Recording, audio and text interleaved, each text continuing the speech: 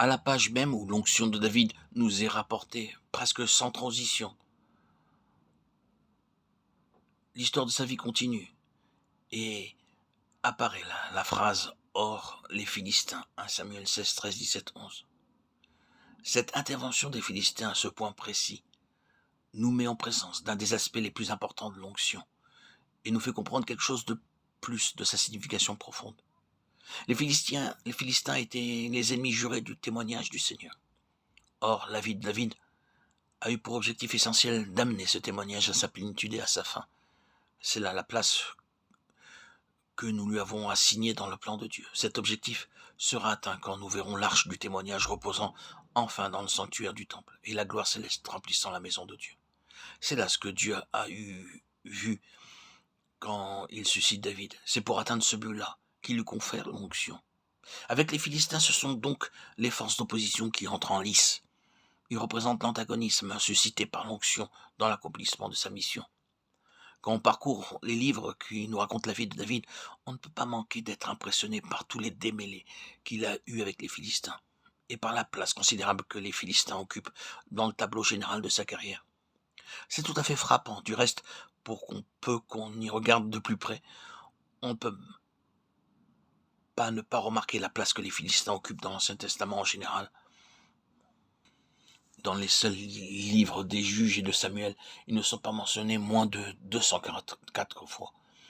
Dans le livre de la Genèse, de l'Exode et de Josué, leur nom apparaît encore 11 fois, ce qui fait 215 fois jusqu'à la fin du livre de Samuel. Ce n'est là qu'un chiffre approximatif, un minimum. Mais c'est un minimum qui donne à réfléchir.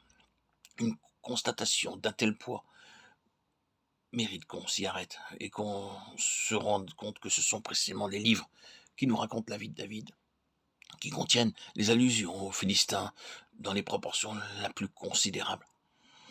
Notre remarque est donc abondamment justifiée. Si David a été suscité spécialement pour porter à sa plénitude l'expression du témoignage sous l'ancienne alliance, si c'est pour mener cette œuvre à bonne fin qu'il a reçu l'onction, alors la place même qu'occupent les Philistins dans sa vie doit représenter quelque chose de spécial qui mérite de retenir notre attention.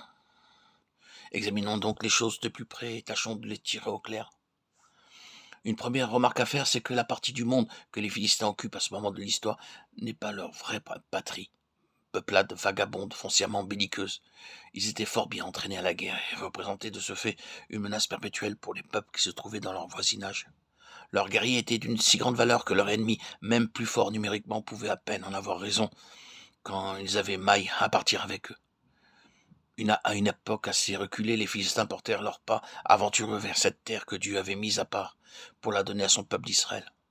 Avant l'arrivée des 12 tribus, les Philistins avaient déjà semé l'effroi dans le pays et solidement pris pied dans cette terre promise à d'autres.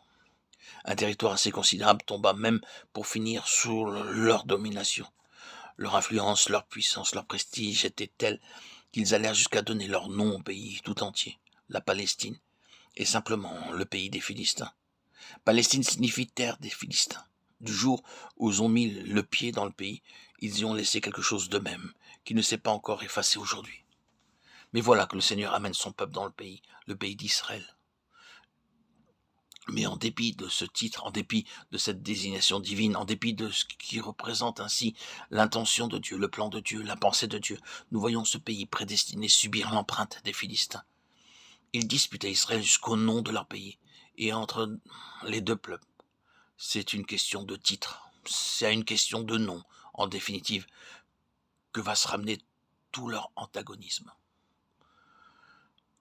À côté de ce premier aspect du problème, il y en a un second. Non seulement les deux peuples vivaient en état d'hostilité quasi permanente, mais les Philistins étaient les ennemis principaux d'Israël. Leur opposition se manifestait en ceci, qu'ils cherchaient constamment à faire main basse sur ce qui appartenait au peuple de Dieu, ou à s'immiscer d'une façon ou d'une autre dans leurs affaires.